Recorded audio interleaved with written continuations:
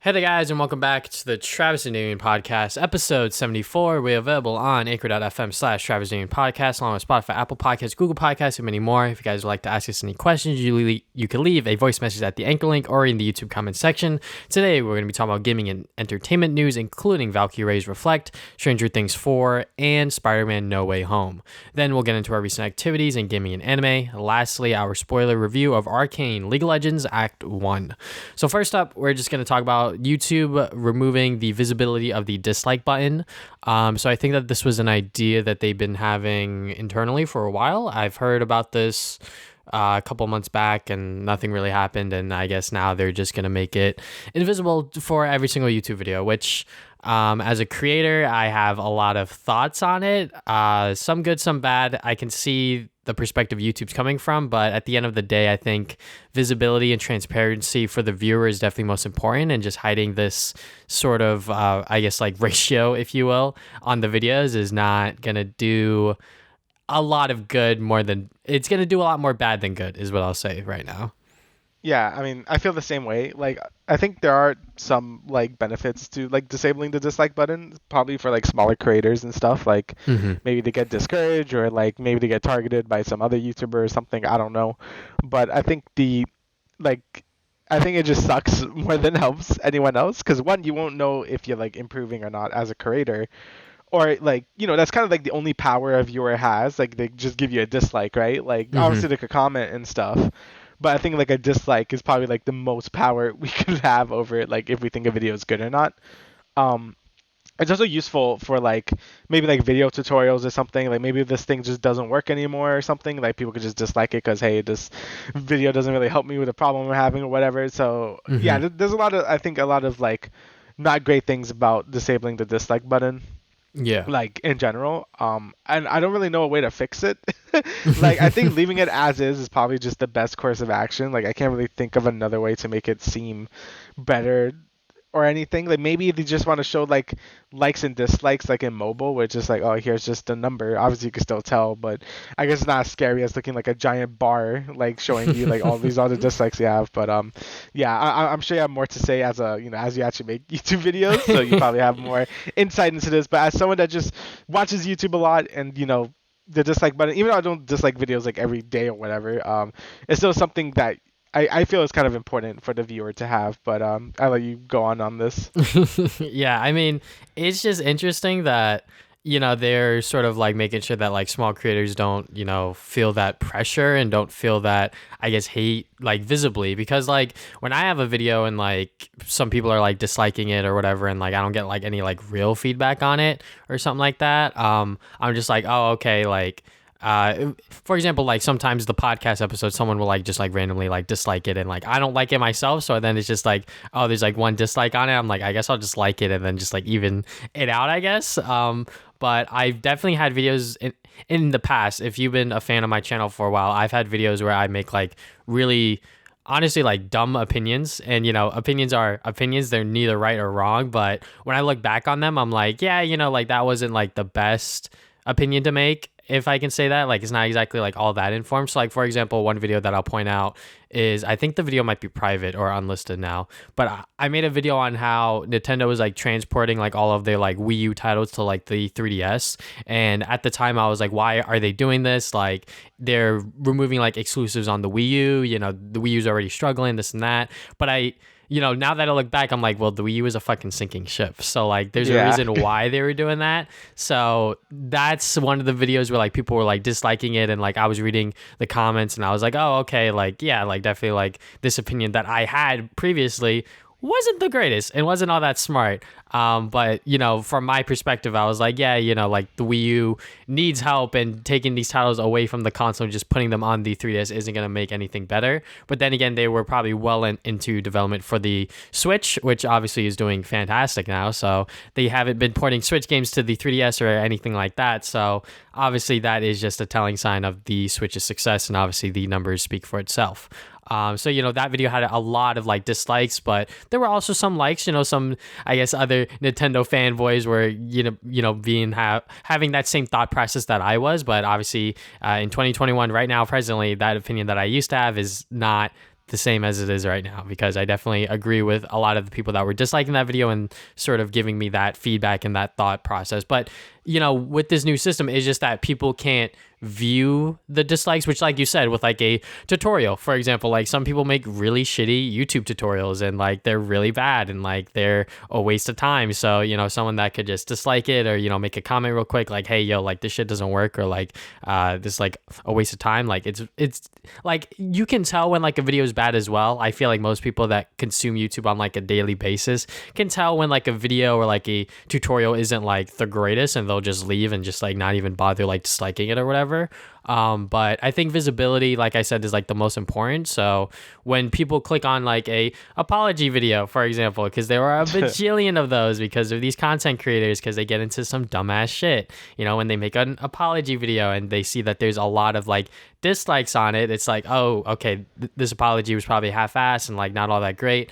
A much more recent example, I'm sure that if Travis Scott released his apology video on YouTube and not through Instagram Live, there definitely would be a shit ton of dislikes. And other content creators, seeing them make apology videos or like response videos to sort of like prove their case, when you see a lot of likes, it's like, oh shit, maybe they did like prove themselves, get themselves out of this like cancel culture hole, which some content creators have done that. I can't name them on the top of my head because I don't want to throw names out there and they end up being wrong, but I have seen it happen before. And the like to dislike ratio is definitely like a telling sign of that. But as like small content creators like myself and a bunch of other people on this platform, if I see that there's just people like trolling or whatever on my videos, I'll just hide it myself. There's no reason for YouTube to like hide it entirely.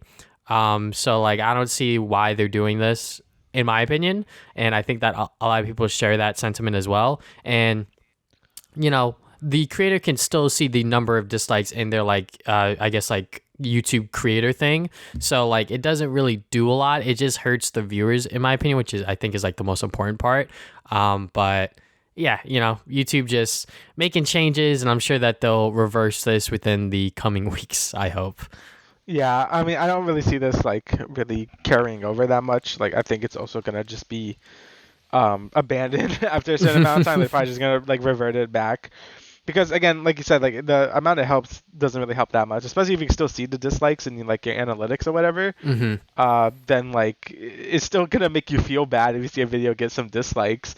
It just hurts the viewers because they can't see that information either. So yeah, it kind of just seems like some weird way. I don't know. It still feels like a way to like protecting themselves, because they probably got butthurt after like the YouTube rewinds getting like massively disliked. But yeah, I just don't think this is the right way to do it. And people will find different ways to like tell you your video sucks, right? Like they'll go to the comments and probably just say, well, ratioed like on YouTube or whatever.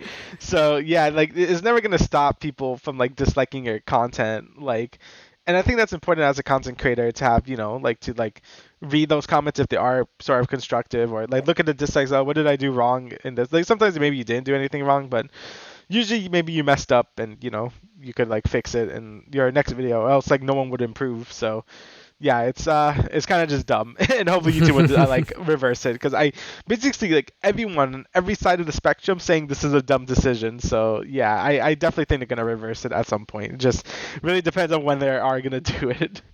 Yeah, and I mean, like one of my more popular videos that is still up, that has almost half dislikes, is my Mario tier list video, which yeah, fair enough. My opinion on Mario games is definitely a little everywhere, just because I'm a bigger fan of the newer titles. So when people see the older generation of games not as high as they would like it to be, they're gonna hit dislike on that video. But that's just a opinionated video of like a tier list, which like I don't think I need to private that necessarily, just because that video at this point is over a year old. It's going to be 2 years old when we hit April again. So, my opinions on Mario games has definitely, changed a little bit. I'm definitely going to have to replay those older games to get a better feel of how I, my opinion of them, because I did put them in C tier, and some people are going to fucking cringe at that. Oh my God. Okay, Jesus. It is what it is. So, I mean, Sunshine would definitely be like F tier. Oh yeah, 100%. I I definitely put Sunshine fucking down there, but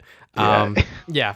anyways, the like to dislike ratio, it's going to be visible to the content creator anyway. So like if they want to hide it themselves as the content creator, like I did for that video in particular, just because, it's a fucking tier list video. It's not like supposed to be all that serious anyway, but people love defending their Mario games and shit like that, but it is what it is. I feel like that's a little different because people just get heated on opinions and stuff. So that always happens. And it's more like funny because you just watch it because you're like, yeah, I mean, like people are gonna dislike it because they get like triggered, like, oh, my favorite game is an S tier. But yeah, for those videos, I think it's fine because it's like whatever. Yeah. But for everything else, it's dumb.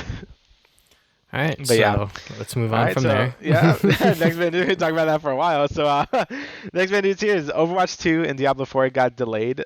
First off, I didn't even know they said they were going to come out. But yeah, Blizzard has announced they have been delayed and probably out of 2022. For Overwatch 2, that actually does surprise me since Overwatch 2 was announced like a while ago. I think it was like 2019 at this point. It's been a while since Overwatch 2 has been announced, and the Overwatch community is definitely not happy since they've basically had like no major update since then, since the dev team for Overwatch is obviously not working on Overwatch 1 while they're making Overwatch 2. So like they basically, like, the last new hero was like, shit, I forgot what the hero was called, but it was like the robot lady that could fly and shit. And that was like a really long time ago. So they're definitely starved for content. And it doesn't surprise me that so many people have moved on from Overwatch just because of the lack of content and support from Blizzard, as they're waiting for Overwatch 2. So this delay definitely hurts the Overwatch community more than the Diablo community because they've been waiting for a while. I'm pretty sure a few more years probably won't hurt them either. But yeah, Overwatch is definitely stings a little more. Also because from what they've shown about Overwatch 2, the PvP basically looks the same. Like, yeah, there's some different UI and stuff, and I don't even know if they showed a new hero or not, but it basically looks the same. The thing that's really exciting about Overwatch 2 is the PvE side of things, but, I think it would be more beneficial if they, like, release the PvP side first for free, since I think that's supposed to be free for anyone that actually owns Overwatch. I don't think I gotta pay for it. And then release the PvE element later, which is the part that would take more work, obviously, because it's more like scripted content and stuff, just to keep the community alive. Because yeah, the Overwatch community is in shambles right now. And I do like Overwatch. Obviously, Blizzard's been really yikes at the moment. Obviously, I still like the IPs and stuff, and I don't know if I'll buy Overwatch day one or Overwatch 2 day one because Blizzard has been really bad at the moment. But I did really like Overwatch 1 when it came out. And in terms of Diablo 4, Diablo 3 was also pretty shit when it first came out, but Reaper of Souls, which came out, I think it was 2013, like 24, I can't remember, definitely fixed Diablo 3 a lot, and I did play a lot of that once they actually did fix like the loot and the gear and stuff. And what they showed of Diablo 4, it looks pretty good, but I think anyone that buys Diablo 4 day one is probably like, don't do that because I don't know if they learned a lesson from Diablo 3 where it was just like a giant mess to even log in because it was always online and stuff. Don't know if Diablo 4 is doing the same thing, but yeah, I would definitely hold off on it even if it did get released, like even if it did have a release date. And yeah, Blizzard's just been in shambles. Like, I'm not really too excited about anything to really show at the moment. Even with Overwatch 2 and Diablo, like, I like those two IPs a lot, but I just, I can't really, I don't feel comfortable really supporting them. I was gonna buy the Diablo 2 remaster or remake really, but after all the things that happened, it just kind of deflates your motivation or, like, I guess excitement to play anything that's coming out from them, just because it's like, damn, like, they kind of suck, huh? So I don't know. I feel like that's, it's kind of like a on you thing. Like, if you feel comfortable with, like, just not buying it, then whatever. But, if you want to play these games, whatever, it's your money, your time. You can do whatever you want. But I'm probably just not going to bother with Blizzard for a while until they fix their shit, which it looks like they're doing. They're making some changes and stuff. Is it enough? I don't know. We're just going to have to, like, wait for the future because, like, there's no way we can know until, like, someone else, like, says something about it. But, yeah, that's just that Blizzard rant over there. I don't have much to say about Diablo because I've never played the series. But for Overwatch, I mean, Overwatch is fun. I think that Overwatch 2, you are correct, it did get announced in like late 2019. So yeah, we are going to be 2 years out from the announcement very soon, which is a long time, obviously. And like you said, they're not doing a lot. I think that they're just changing it from 6v6 to 5v5, I believe. That's like one of the big changes. Yeah, that's one of the big changes. Yeah. And then they reconfirmed that Overwatch League will be playing Overwatch 2 in 2022 in a, I guess, early build, which is a bit Okay. strange. That should maybe be, I guess, done elsewhere, because this is a super competitive environment, and I don't know how well the players are going to be able to adapt to the game. I mean, it's probably going to be more or less the same with a few changes between heroes. But yeah, I mean, Overwatch 2, it is what it is. I think that them announcing it as Overwatch 2 made it sound really hype from the start.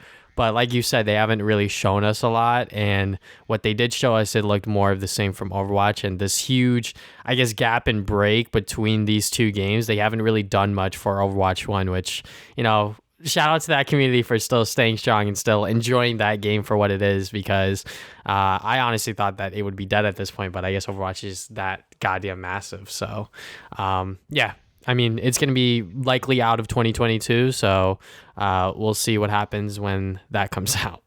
Yeah, because that's again long ass wait for the Overwatch like fans, and that sucks. But what are you gonna do?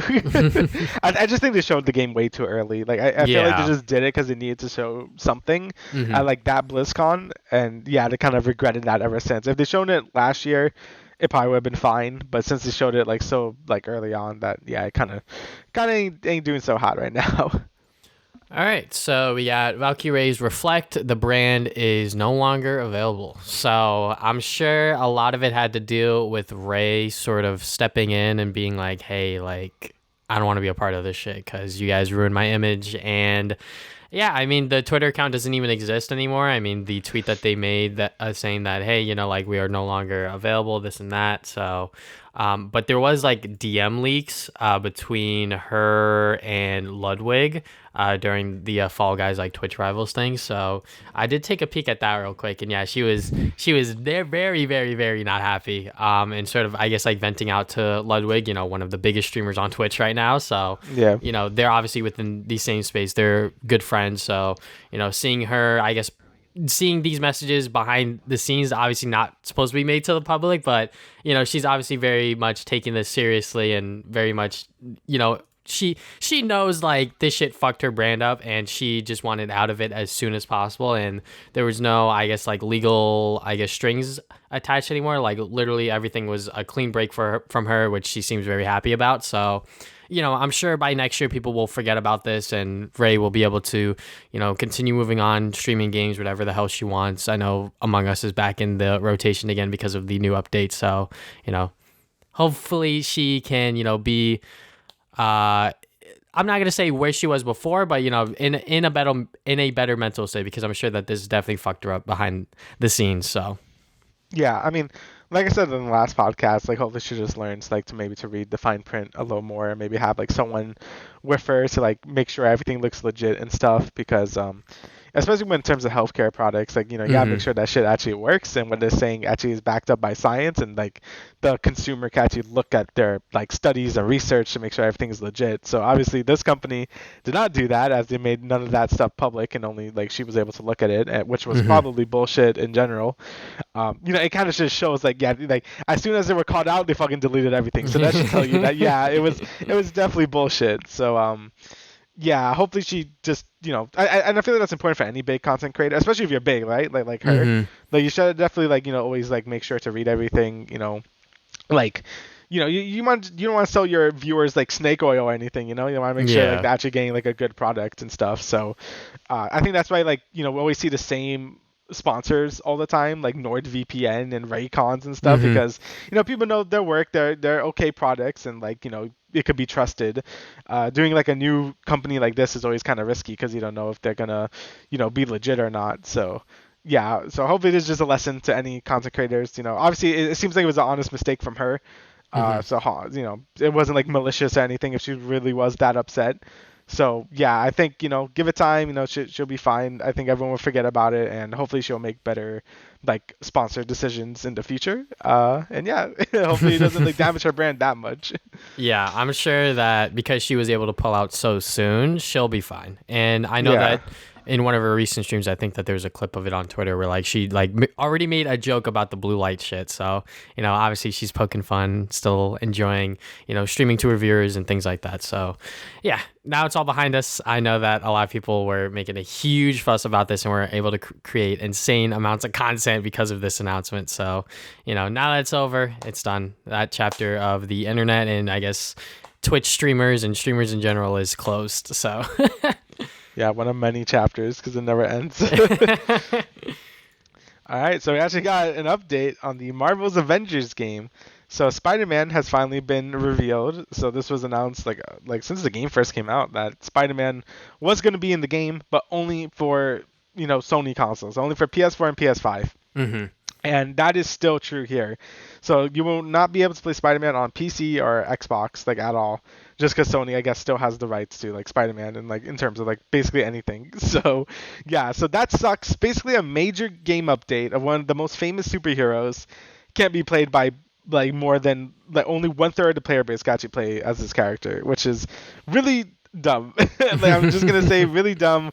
I think Sony definitely should have just been like, hey, everyone can play Spider-Man. Maybe Spider-Man gets like an extra costume on PlayStation or something. Like that would be cool. But nah, they just straight up have the exclusive character rights, which is really dumb.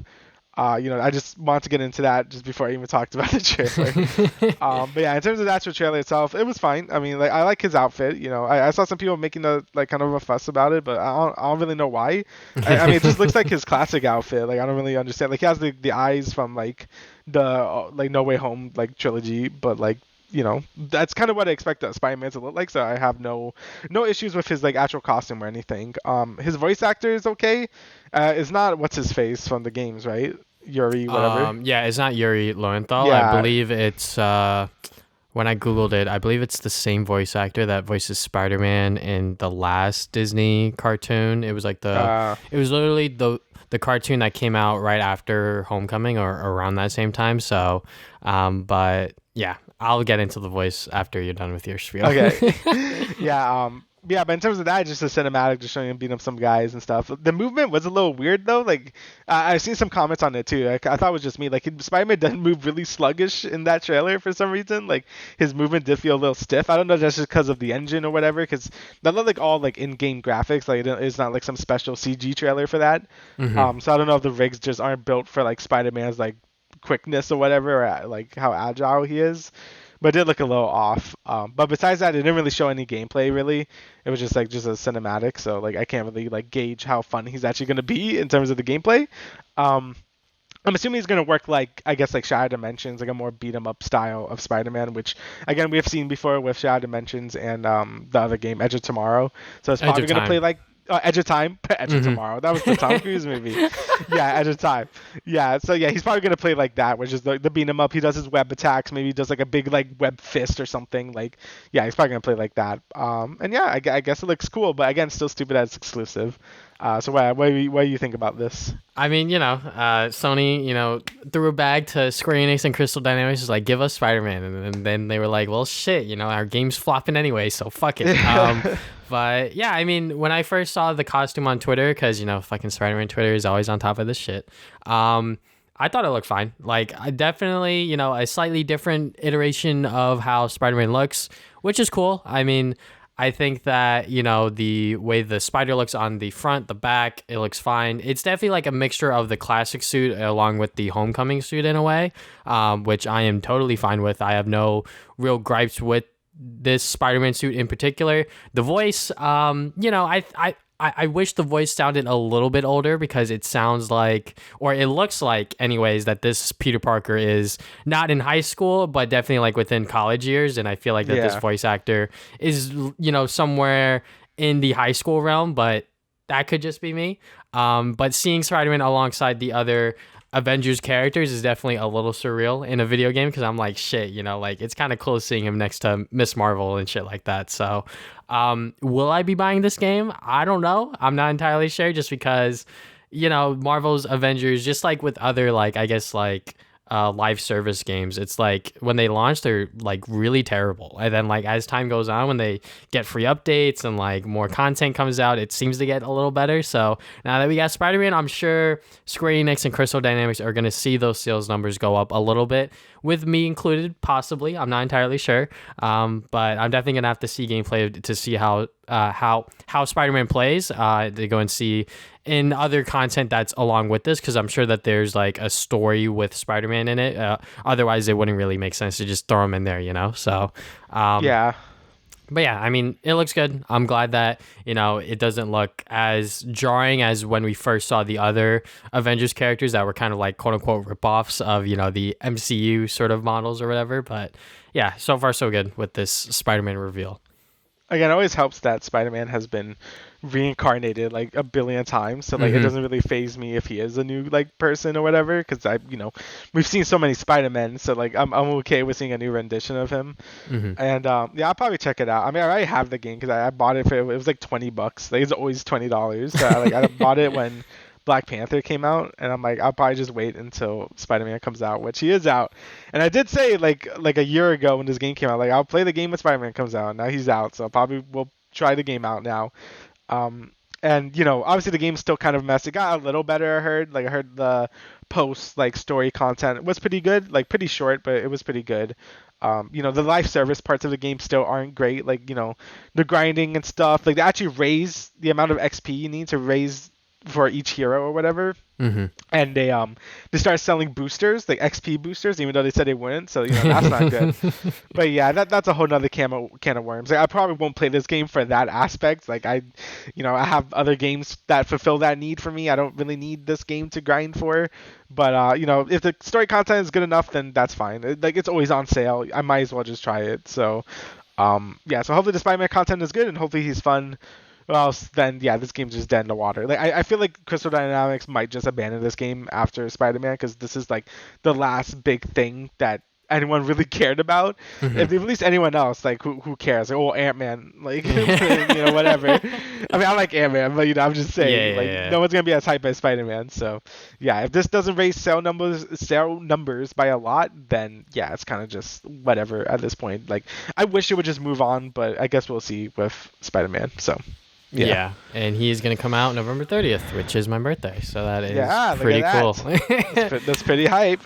But yeah, looking forward to see how Spider-Man plays soon enough. All right, so next bit of news we got is Spy Family confirmed for a anime adaptation in 2022.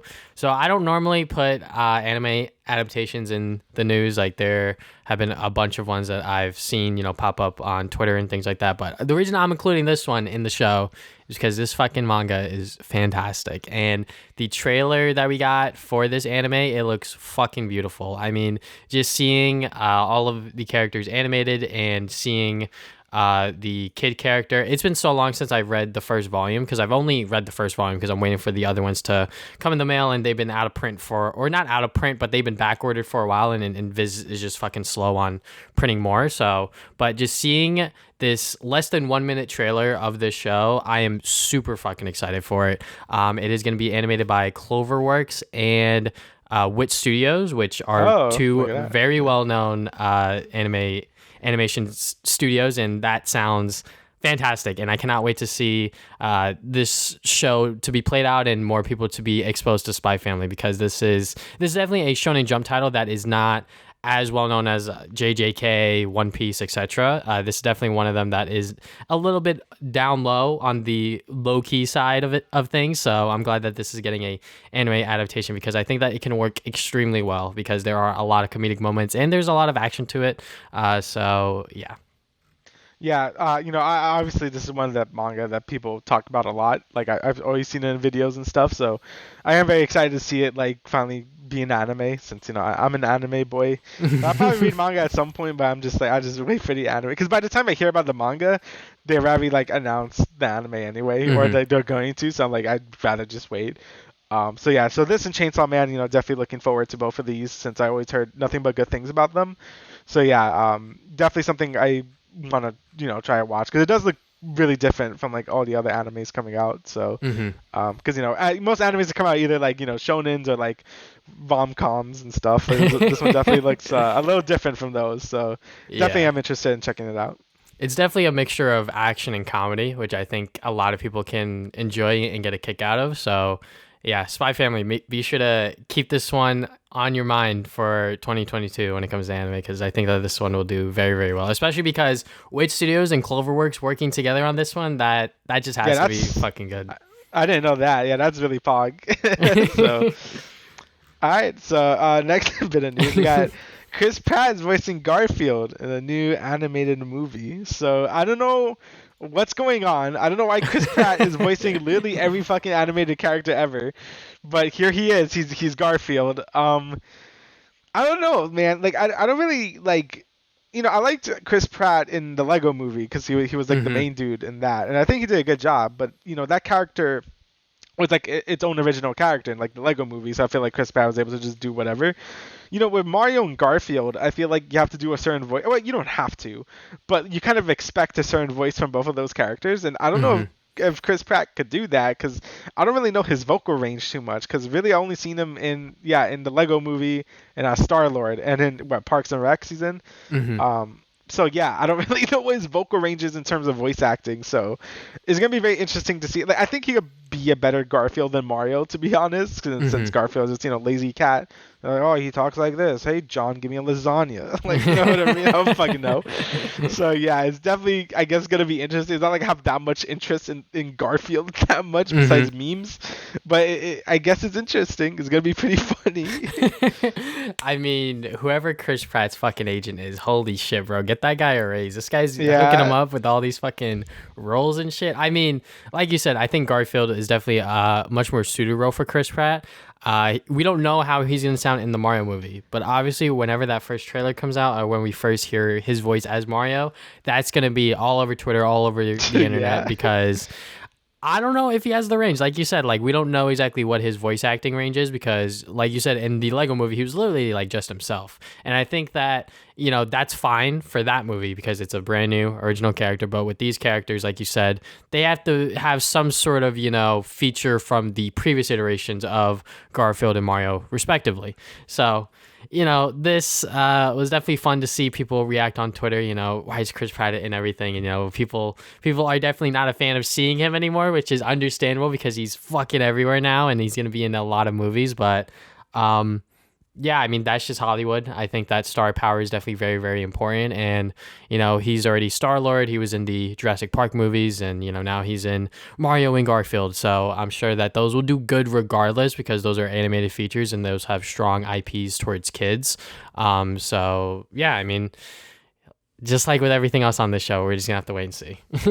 Yeah, it's gonna be interesting to see how he really gets into it. I know, like I think we talked about this with the Mario movie, but Hmm. how people really don't like these A-list celebrities voicing everything, and I do agree. Like I do like it when the actual voice actors voice the characters they're supposed to be voice acting.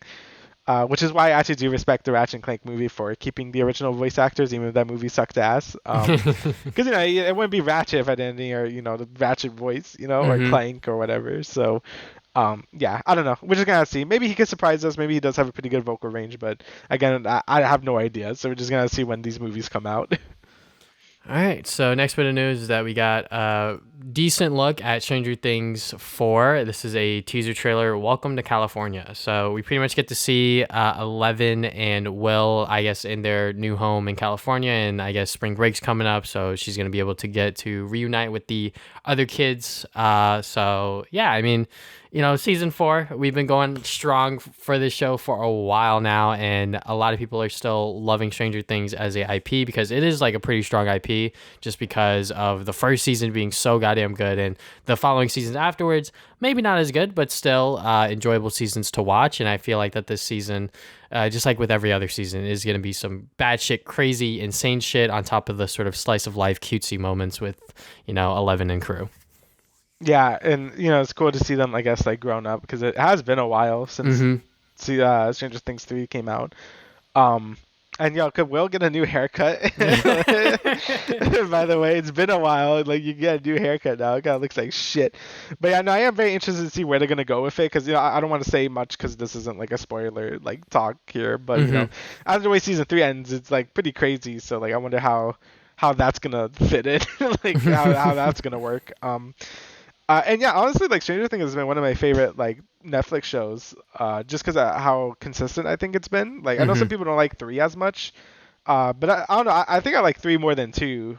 Same. But yeah, right? Like I feel a little crazy when I say that, but I do. I think I do like Stranger Things 3. I still think season 1 is probably the best, but yeah, I think season 3 is better than 2, but they're all like really good in my opinion, so yeah, I'm really curious to see how they, I guess, continue it on because it's been a while and how much more they could really do with it. Like I hope it doesn't go on for too much longer because again, you say this with some other shows as well, like I don't want it to like burn itself out, like if they're gonna keep doing the same thing. So like I'd rather them just end it in a good note. So it might not be this season because it looks like it's starting a new thing, but hopefully there's maybe like 2 more seasons left and that's it because I really don't want to see it drag on too long. Also, you can't really make it drag on too long because the kids are gonna get way too old. Kids. So yeah, so like once you get like way too old, like out of high school age, then it's like I think they should just stop. But yeah, I really do like Stranger Things and hopefully it keeps going on strong here. There's some interesting things they could do in this season after the end of the 3rd one, so very interested to see what they do with it. So yeah. Yeah, I mean, I think that there might be one more season after this, maybe like Stranger Things 5, but definitely, the kids are getting older. I think that the pandemic, the fact that had to delay filming for so long, them getting older and getting a lot more mature definitely shows within the show itself. So yeah, I mean, Stranger Things 4, I'm still excited for it, and I think that this is one of the only like strong Netflix IPs that they really have, other than I guess you and maybe some other shows that I don't watch personally. But Netflix is definitely they're bolstering up their library more recently, just because of the competition from Disney Plus and Amazon and Hulu, etc. So yeah, I'm sure that Netflix realized a while ago that they only have Stranger Things as like their strong original show. So they've been having to go on for a little while, but I hope that either this season or next season is going to be the last one because they, like you said, it does seem like that they are starting something new here, and I'm pretty excited to see what Eleven and crew get themselves into, like I said earlier. Yeah, it's just really good show. If you haven't watched it yet, watch it. It's really good. Yeah, so next up, we kind of forgot to talk about this last podcast because I just remembered after we finished it, but Lightyear. So yeah, this is actually weird because I think it's both by Pixar and Disney. So usually they like separate each other. Like Disney did like Zootopia and stuff, and Pixar does like Soul and those movies. They're usually separate, but it seems like they're together in this one. I'm not too sure. But anyway, this is like a real different take on Buzz Lightyear. It looks like it's like taking his actual like person as a character. Like I think what the lore is that this is what the actual Buzz Lightyear was doing, and then they make toys and stuff with him later or something, I guess. It basically looks like Interstellar for kids. That's what the vibe I'm getting from it. Chris Evans is also Buzz Lightyear and not what's his face, Tim Allen, right? Yeah. So yeah, that's also a different change. And, people are kind of memeing on it because it just looks like, RTX on Toy Story because Buzz Lightyear is looks like a goddamn Chad in this one. But I think it looks good. I kind of like the vibe for it. Like I said, it feels like Interstellar for kids, which I don't know how to feel about that, but I guess I feel pretty positive. Definitely a different take on what I expect a Pixar and Disney movie to be, since it does look a little more serious than the other movies they've done. And I'm not saying Pixar and Disney movies are just for kids, because they're not. There's some I think Soul was actually really good for just as an adult, and I think kids wouldn't really like that movie as much as something like Inside Out, just because Inside Out had a lot more fun imagery, while Soul was a lot more I guess you can't really understand the messaging if you're not an adult. But yeah, I don't know. Lightyear just seems to be in a different direction, which I do like. So. Definitely something better than just making another Toy Story sequel. So I'll take it. I mean, yeah, Toy Story as a franchise for Disney and Pixar has been going on for a while now. So now they're just branching off into other things. And I think Lightyear, Buzz Lightyear as a character is probably the most interesting out of everyone, just because I guess his lore and backstory can be explored, which is what they're doing here. And it's taking a very somewhat realistic approach. It's still within the realm of, I guess, Toy Story in a sense, because it's not supposed to be, Buzz Lightyear's not like a real person sort of thing. But they're treating him as such in the show, which is or this movie, I should say, which is going to be interesting. I always loved Buzz Lightyear as a character. I remember watching one of the cartoons Disney had on at the time when I was younger. So I used to watch that all the goddamn time. And with this one, it seems like that there's going to be other, I guess, Buzz Lightyears or Lightyear people or whatever. I'm not entirely sure. Like Space Rangers. Or whatever yeah, Space Rangers, Space Rangers. So, we're going to see that backstory for Buzz and see how all of that plays out. And yeah, I guess the more realistic approach to animation for this is probably Disney's doing, because, Pixar definitely is a lot more on the cartoony side and a lot more playful. So seeing them take a little more of a serious art direction is fine, and I think that it can work for this movie. So yeah, To Infinity and Beyond, I cannot wait to see how Lightyear is received in summer 2022. So yeah, I'm definitely gonna have to watch it, because I don't know how to feel about it until I watch it. So gonna be definitely one of the more interesting animated movies that Disney has released in a bit, because I'm like, oh wow, I actually want to see where this is going. So all right, so now we got a bunch of Marvel Disney Plus stuff that they just announced today, actually. So we're just going to pick and choose certain ones. So I guess I'll go first, and I'll pick Ms.Marvel, because I think that this show is pretty much finished. We haven't seen an official trailer, like a full-length trailer for it yet, but we've seen set photos, and I believe that there was a teaser trailer a while back. But yeah, Kamala Khan, I think that her introduction into the MCU is going to be very important, because this is a Pakistani American character from Jersey. So seeing that portrayal of this character is very important. And I think that this show will be very good just from visually, and I guess the sort of vibes that I was getting from the teaser stuff, the set photos. And as a person that read the entire first run of Ms.Marvel, she is a very welcoming character and a very good character. She's sort of in the realm of Miles Morales, I would say, where it's a new iteration of, I guess, Captain Marvel in a sense, but with this new character taking on the persona. And I think that first comic run did a really, really good job, and I think that this show is going to take pages from that, maybe from some other newer runs of the character, and sort of combine it within the show and sort of insert her into the MCU, which is very exciting, because the MCU itself is so goddamn big and so expansive, and now that we are entering this next phase after the Infinity Saga, I think that Ms.Marvel will do pretty well, hopefully. Yeah, I think so too. I think she'll do fine, because she seems like another major character that's going to be coming up. I'm actually surprised they didn't give her a movie instead to start do things. I mean, I like that they're doing origin stories more in terms of a show, because I think you could do more with it than in a movie. But I also feel she feels like she might be a bigger character. I feel like making her actually have a movie might have been better for to get people up to speed. But who knows? Maybe a show format probably is better. I mean, I personally prefer shows than movies most of the time, so I'm okay with that. And yeah, I'm definitely interested to learn more about her, because she's been popping up a lot more lately in terms of Marvel stuff, and I do want to know more about her, as that's always the fun part about the MCU to me, is learning about all these characters you either know a little bit about or know nothing about. So her I know a little bit about, but would like to learn more about her, I guess her lore and stuff, and how she's gonna fit into the MCU. So yeah, I'm definitely looking forward to the Ms.Marvel show as well. And I guess also, I guess I could pick another one as well. Moon Knight. I think Moon Knight will also be very interesting, because again, he's a character I know about, because he shows up in every a Marvel video game as either as a secret character or whatever, but I know literally nothing about him. So I'm definitely looking forward to see what Disney is gonna do, or I guess the MCU is gonna do with him, and how he's gonna fit in.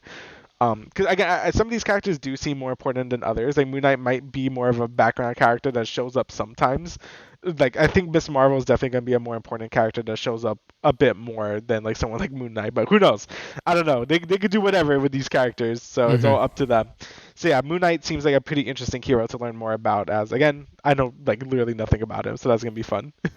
Yeah, and I think Oscar Isaac taking on this role is, probably genius. I think that the one teaser that Marvel showed, that's not officially uploaded yet, but It looks, people were definitely getting Daredevil vibes, which I was also getting in a sense, because it does seem a lot more darker and edgier, and this is a vigilante character again. So, and I've seen Moon Knight pop up in the Ultimate Spider-Man comics and some Yeah. other video games and things like that. So, getting a full, I guess, background, full show to really give us the character and really take in for who he is, I think that can be very exciting, very interesting. So, if this show does well, maybe Marvel can soft reboot Daredevil. Maybe they're already doing that, but they just haven't announced it yet. But yeah, Moon Knight with Oscar Isaac, I think that this show will do very, very well. And then what's the other? Okay, Spider-Man freshman year. I think that this one we have to talk about, obviously. So this is a animated series following Peter Parker on his way of becoming Spider-Man in the MCU. So I believe what they're trying to do here is take the MCU Spider-Man that we know and sort of give us a little bit more backstory on him, sort of see how he got bit by the spider. Maybe we can see Uncle Ben in the show, maybe see that relationship, see him with the, I guess, homemade suit a lot more, see him before he before he meets Tony Stark, pretty much, which, for a show like that, that's great. Like, I think that this can be, a good, like, one-off season sort of show and then be done with it. But with a lot of the recent Spider-Man shows, any Spider-Man show after Spectacular Spider-Man has been honestly really bad. I'm going to be honest. I tried to watch Ultimate Spider-Man, which was the one that came directly after that. Could not get into it. I mean, Drake Bell as Spider-Man was fine, but, like, I think, like, the storylines and, like, how they set up Peter Parker was just weird and odd. And then the one that came during the time of Homecoming, I think that one was just so lazily done. I just couldn't get into it. So hopefully with this one, there's a little bit more care and maybe a little bit more time put into it, because it does seem like that they are trying to, within this blog post, with the journey unlike we've ever seen in a style that celebrates the character's early comic book roots. So I guess that's maybe a hint at the animation style. Maybe, I'm not entirely sure, but yeah, I mean, with, Disney, just put some money into this shit, because it's fucking Spider-Man and this shit's gonna pop off. But, just put some time, some money into it, and it'll be hopefully a lot better than your previous attempts at a Spider-Man show. Yeah, I've always hated how they disrespected Spider-Man shows after Spectacular. Like, I feel like Disney just didn't know what to do with it. Like, just made all these, like, really shitty, like little kid shows, where it feels like to me. I'm like, come on, like, you put more effort into this. Spider-Man has a lot of things going on and, like, a lot of interesting storylines. So him just being relegated to just, like, doing a quip machine and, like, just fighting, like, a weekly bad guys, like, it's kind of just, like, I'm over it. So the premise for the show is actually really interesting, because we didn't really know much about, like, this, Tom Holland's Peter Parker before, like, Tony Stark, really. Like, we kind of just got to know him after he came into his life and gave him the homecoming suit and stuff like that. So it's gonna be interesting to see, like, Uncle Ben, maybe how he got bit by the spider, like you said, and, like, him just going as his first, like, few things as Spider-Man. Like, that could be a really interesting show, because again, they didn't really go into that in the movie, so that's gonna be really cool to see. I'm glad they didn't show that in Homecoming, because everyone's familiar with that story, and that would just like made the movie, like, kind of like redundant. But seeing it as, like, a show, like, I think that's pretty nice. As big, people that don't care don't have to watch it. But yeah, gonna be interesting just to see the tone of it. Hopefully it's not too jokey. Hopefully it can take itself a little seriously. I hope the animation style is good and not too lazily done. I'm very interested in what they mean by, like, early comics look. Like, I don't know if that means 2D animated or what. But yeah, definitely am going to be interested to see how this stacks up, because obviously Spectacular Spider-Man is amazing, and we both know that, and it will probably always be the pinnacle of, like, Spider-Man shows. So if this can even reach a fraction of that, that would be nice. Obviously I'm not going to have my hopes too high, but I'll definitely I'm very interested in what this turns out to be. So yeah. But yeah, I guess just another thing is Agatha's getting her own show. That's something I didn't expect to happen. So yeah, she's getting her own show. So if you don't know Agatha, she was from WandaVision. I won't say much more about that. But yeah, she was in WandaVision, and she's getting her own show. I wonder how that's gonna work. I don't know if that's gonna, like, maybe give her more. But I don't know if they have a blurb about it, actually. Hold on. We'll reveal more about the character first introduced in Marvel Studios' WandaVision. Who served as a head writer and executive producer on WandaVision returns for the show. Be sure to hide all dogs named Sparky.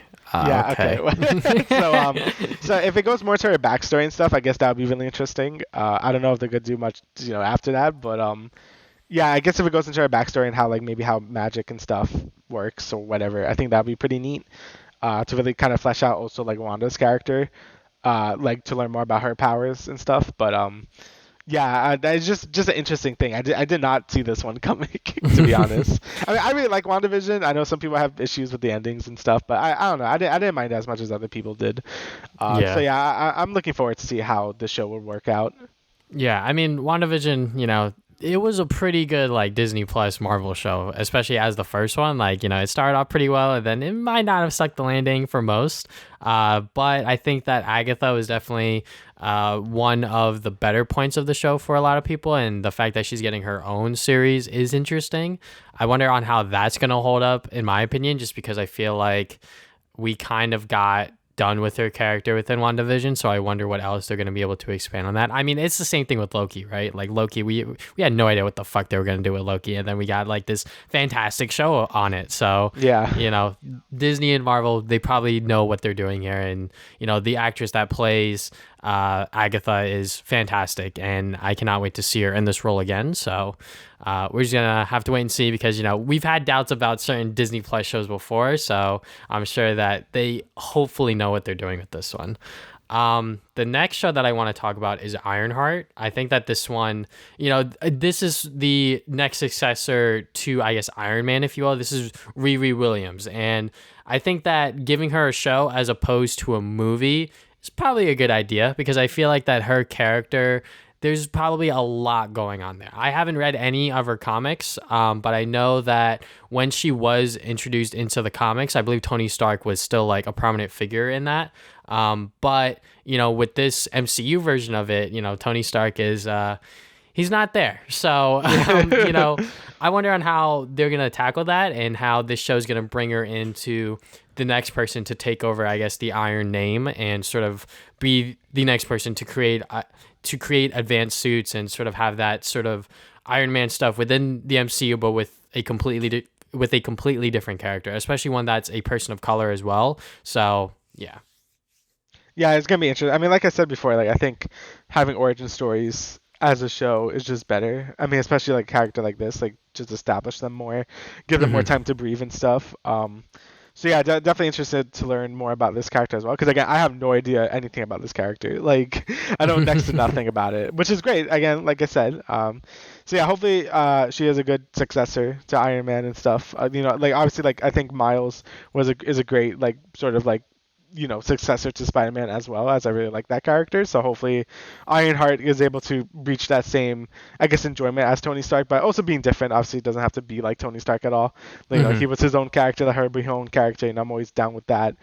So yeah, I'm definitely interested to learn more about this character as well. Just as I am with Ms.Marvel and Moon Knight. I think having them have shows is for the best. But if they are gonna be a more prominent character, I do still think it's better to them to have a movie, just because more people could like look at them and like Hmm. be aware of them.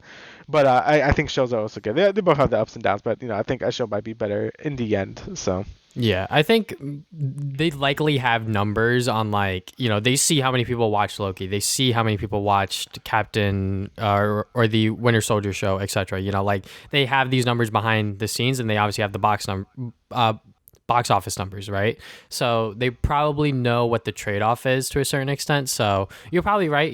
Movies definitely get a lot more attention and a lot more eyes on it, because when people think of a movie, it's like, oh shit, like big budget, big blockbuster movie, etc. Especially with Marvel stuff. So with the TV show, there's probably gonna be a little less eyes on it, but because the MCU is so big, I feel like most people, or Marvel knows that like people are gonna watch this shit anyways. You know what I'm saying? So yeah, yeah, you're right. and like when it comes to shows, like you said, origin stories, they're able to flesh things out. So it is going to be very cool and interesting. But just a quick couple of more things I quickly want to talk about. What If season 2? I mean, personally, I'm not a huge fan. Or like, What If was fine. But I think a season 2 of it, I'm not exactly sure what they're gonna do because they've already, I guess, maybe established a formula where they just introduce these heroes and then they have that Avengers team up at the end or whatever. But I don't know if they're gonna do that again with season 2. I hope not. I honestly wish that it was just like a bunch of just like one-off stories that don't really connect at all. Because once they all connected at the end, I was like, oh, like they like what's the point now? Because I'm sure that some people skip some episodes and then they're like, wait, what the fuck is this? Thor? Like, why is he like super duper goofy? You know what I'm saying? Right. So. No, yeah, I understand that point. I also feel like it probably didn't need a season 2, or like at least if they were gonna do season 2, don't connect them as much. Because I agree. Like I feel like, a show like this, like maybe if you're not vibing with a certain episode, you just don't like the description of a certain episode, you can just skip it and move on. 'Cause it's not like it matters anyway.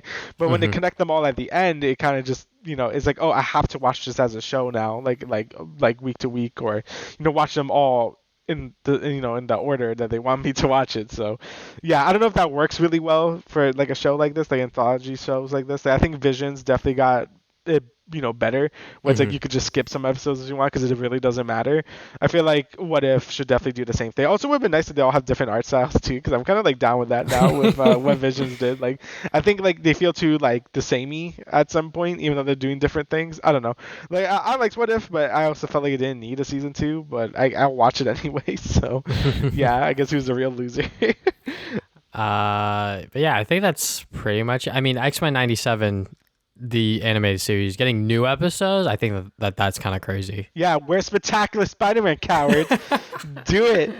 I know Sony still has the rights probably, but I don't care. Yeah, just give Sony a check. Fuck it, honestly. But I think that's about it. I mean, Marvel Zombies. I think that was rumored, but now that they're making it as like an actual show, that can be interesting, I think. But yeah, it's just the I Am Groot show. I don't know what that's going to be about, but it's probably going to be a bunch of shorts or whatever, So yeah. But yeah, I guess we could move on to more Marvel. So yeah, next we got the Morbius trailer. So yeah, so this is supposed to be. It's kind of hard to say, right? Because it's like connected to the MCU now, but also like the Sony stuff. Like, okay, yeah, it's literally connecting like all three of this. It's connecting like the Spider-Verse and shit, like the Sony-Verse stuff. So yeah, but go on. Yeah, so yeah, but okay, I'll talk about it in a second. In terms of the trailer itself, like, it was good. I mean, like it seems you could tell when something is not an MCU movie, but still like they're not. Like, okay, how can I explain this? Like, when Marvel releases a trailer, like, there's a certain amount of quality to it. Every time I feel like Sony does one, it just feels, like, really cheesy all the time and stuff. Like, I don't know. For this one especially, it's like, oh, I'm real edgy and stuff. Like, I mean, it was fine. Like, I didn't really have too much issues with it, but it was definitely, like, you could tell, like, it's not, like, an MCU thing, and it's definitely, like, something, like, someone else is making, like, a superhero movie. I don't really know much about Morbius at all, besides he's, like a vampire guy, so it looks pretty cool. Like, I kind of like how he's like this weird man bat like towards the end. That's kind of cool. And his powers seem cool. He has like echolocation, and he's obviously he's like a vampire, so he sucks blood and stuff. And it's doing the whole anti-hero vibe to it, like a Venom does. They even make the joke like, oh, Iron Venom. Oh, just kidding. Sort of that same thing where he's fighting his inner demons. Instead, it's not like Venom this time. It's just like, I guess, himself fighting like this like bat bite or whatever. I don't really know. And I don't know, it does feel a little too similar to Venom. So it's kind of weird that Sony's just like, okay, let's do Morbius, and is basically like the same like sort of like story structure as Venom. Like by the end, he's probably gonna like be able to control his powers more and just become more of an anti-hero and stuff. But yeah, I guess it looks pretty cool. In terms of it connecting to everything else, they mention like I think you see Spider-Man like in you don't see him, but you see like artwork of him, I think. Yeah. In like the subway or something, and then you hear them talking about, oh, there's like crazier than this time in San Francisco or whatever, which I think is referencing Venom, and obviously Morbius, like I said, referenced Venom directly. So yeah, they're obviously tying everything into this weird other universe with Spider-Man and stuff. So yeah. Yeah, I mean, I think that the fact that Sony was able to connect everything together is like genius. And whatever happens in No Way Home, I'm sure like Spider-Verse stuff is obviously in there because we'll get to it when we get to it. But this every single movie after this that's related to Spider-Man, people are gonna fucking watch because they're like, oh shit, like For one thing, like the Oscorp Tower, it's from the Amazing Spider-Man movies. We obviously see the Vulture, the Daily Bugle. It mentions Rhino and Black Cat, the Spider-Man murder thing that was literally the Raimi suit, which is clearly done on purpose at this point. It's the second fucking trailer. Yeah. So like everything's connecting together. I'm not exactly sure what happens at the end of No Way Home. I'm not sure if all of the universes just fucking combine and shit or whatever the hell's going on. But the Mobius trailer itself, it's good. I think that the fact that we were able to actually see who Morbius is before everything that happens is pretty cool and interesting. And I think that this as like an origin story movie without all of the Easter eggs, I think could be good. But the fact that everything else is sort of like tied into it is making this movie 10 times more interesting than it already is, in my opinion. And, the I Am Venom thing was honestly, kind of funny, kind of cute. But yeah, I mean, I am now like very, very excited for this movie. And, people were saying that, oh, Sony wants to drop the Morbius trailer before the second No Way Home trailer, which, they did drop their trailer. So, that No Way Home trailer will happen any fucking day now, because every single day on Twitter I go on there, someone has some news sources said some shit or whatever the fuck. So, one of these days the No Way Home trailer will come out. But, Morbius, I think that this movie is going to be very interesting. I was going to watch it anyways just because I'm a fucking Spider-Man fanboy, and the fact that Vulture was in there, so I wanted to see on how all of that connected. But it seems like a lot of other things are connecting in, so this can be interesting for the Sony-Verse Spider-Man shit, Yeah, they're getting me, and now I need to watch Venom 2 and this now to really understand it. I was doing my best to avoid it. Maybe if I don't give them money, they'll stop. But it looks like they're doing it anyway, so yeah, I'm definitely going to have to watch Venom 2 in this now. But yeah, I thought the trailer was good. I'm interested to see how it's gonna connect. Like you said, like I thought the trailer was good, but like the way it's gonna connect to everything else kind of makes you want to see it more, just because you want to see how it'll affect like I guess like the future Spider-Man movies. And hopefully, I don't know what this really means for like Tom Holland as Spider-Man. I don't know if they're gonna keep him as the main Spider-Man now or what. I guess they will, because Sony and Marvel, because I guess because obviously they were always fighting, right? Like who gets control of Spider-Man and movie rights and stuff. But now it seems Sony seems pretty content with this, where it's like, okay, we'll let you have Spider-Man, but we still want to be a part of it. So it looks like they're just doing this now. So yeah, I it's gonna be interesting to see how this plays out. And again, it all hinges on how No Way Home like ends, I guess. Like, something big is gonna happen in this goddamn movie if all this is happening. Or I mean, like everyone's making their moves, everyone's planning it out. I just want to see how it's gonna sort of impact the future of the MCU and just like Sony, I guess, in general. And I guess while we're into that, we talk about the No Way Home poster that they released as well. Yeah, I mean, people have been wondering, where's the poster? Where's the poster? Because everything about this movie has been so secretive, but at the same time, Hollywood's biggest secret that everyone fucking knows, like everyone knows what this movie's about. Everyone knows what's going to happen in this movie, whether it actually happens or not. That is yet to be seen, obviously. But, we got the first poster for it, and I think that comparatively to Far From Home, this is a lot better. I mean, the Far From Home posters and that promotional stuff was all over the place and really bad, honestly. But for this poster, I'm fine with it. The fact that we see Green Goblin in the background is awesome, honestly. Yeah. And we get little hints of, Sandman, Electro, but we still don't know who the, I guess, sixth villain is going to be, because we have Doc Ock, Green Goblin, Sandman, Electro, and the Lizard's not in here, but the Lizard's in the movie. And then we don't know who the sixth member is going to be, or if there even is a sixth member, but yeah, we finally got a official poster for this movie, so movie theaters can now actually use this poster and put it up instead of like using fan-made posters, which, some theaters have done. But yeah, we got to see this poster, and then there were some other leaks that I won't discuss in detail, but I want Damian to give his thoughts on this poster. Yeah, I mean, it's really cool. Like, I actually didn't even notice the lightning and like sand from Sandman and Electro. But yeah, freaking seeing like Green Goblin, like the Sam Raimi Green Goblin, is really cool because I grew up with that Green Goblin, so it's really cool to just see him chilling in the background. And I think it's just a really cool poster. I love the Doc Ock tentacles. Just like I always love the Spider-Man 2 design for those as well. So it's really cool just to see everything coming together. Like, it's going to be so cool to see the Sinister Six in a Spider-Man movie, because I feel like every Spider-Man sort of thing wants to lead up to it, but they never had a chance to like actually execute it. So it's nice to see it actually happening, and it's because of those old Spider-Man movies that this could happen because of the multiverse stuff. So it really does come in a full circle, and as longtime fans of Spider-Man and watch basically every movie in theaters, it's just nice to see everything coming together like this and like ending in such a good way. Obviously this might not be the end. Obviously, like, they want to continue it, but I'm really hoping this is like the end game for Spider-Man in terms of like his movie career, because it's gonna be just such good fan service, and I just I'm just so excited. Like, I'm probably more excited for this than Endgame at this point, just because of how much investment I am into Spider-Man and how much I just love the character and like the villains and stuff, and just how long I've been attached to this, I guess, his movie series. So yeah, it's definitely gonna be something special, and I really hope they don't like flop it. So yeah, hopefully they can stick the landing and everything is great. I haven't seen the leaks. I'm not planning to. The movie's already like basically a month away from coming out at this point. Yeah. So I'm totally okay with just keeping it like this. I just want to see the goddamn movie, and yeah, I'm just ready for it.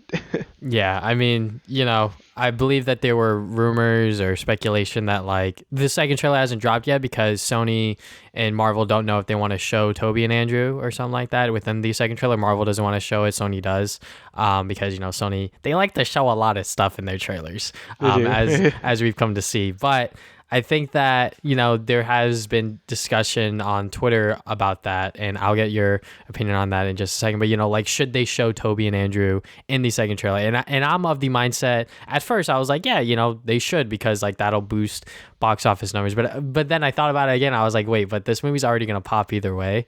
People are going to go out in theaters and go see this movie regardless if they show them in the second trailer. I think saving that moment for the theater experience will make it all the much better, because I was rewatching clips of theaters freaking out of the Captain America scene in Endgame, and that is the one moment in theaters that I will remember for the rest of my life. And even after I saw that movie for like the first time, like the next day I was still thinking about that scene, because people in the theaters along with myself were freaking out at that scene. So if the reveal for the other Spider-Man happens in this movie, I think that should be saved for the theater and the movie experience and not shown in the second trailer. Yeah, I agree with that. Like, obviously, I feel like most people already know they're gonna be in the movie at this point. So you might as well just make it like, wait, I don't want to see it in a trailer. I'd rather just see it in the movie and happen. Like everyone knows it, but it's still gonna be hyped to just see like Toby and Andrew just walk up, be like, yo, what's up? Like that'd be sick, right? Like, I'd rather not have that spoiled in a trailer, even though we know it's coming. Like, I don't want the moment to be spoiled, if that makes any sense. That's like if they showed like Captain America saying like Avengers Assemble. Like the Endgame trailer, and show them all charging at like Thanos. Like, if they show that in a trailer, it's like, well, that's not as. Like, dude, I got like teary-eyed when I saw that in the fucking theaters. I'm like, yeah, it's fucking beautiful, bro. Yeah. So yeah, I want that same moment with this, because I'm like, yeah, it's kind of what we've been leading up to. So. Yeah, which is why like Endgame.